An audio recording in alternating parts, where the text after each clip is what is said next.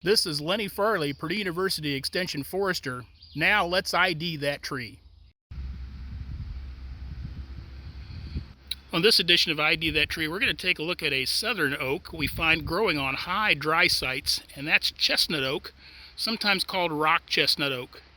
This is a species that's commonly located on very dry ridgetops in southern Indiana, although we can find it growing in some other locations as well. But it tends to have the best advantage on those sites. Very drought tolerant and can hang in those sites really well. As is the case with almost all the oaks, it does have a terminal bud cluster. It is a member of the white oak group, and so it has rounded lobes in the margins of the leaves. You can see the lobes are very small, somewhat similar to what we see on swamp chestnut oak and chinkapin oak, but very rounded.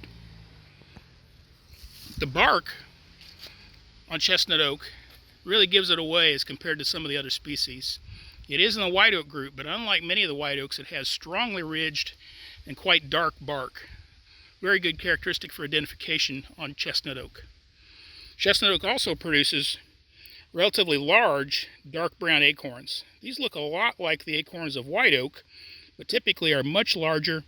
The caps also not quite as knobby as what we find on white oak and has that very smooth edge on the outside margin. And oftentimes we find chestnut oak producing pretty good crops on an annual basis. So a tree you're most likely to find in some of our southern counties on high, dry ridges, chestnut oak.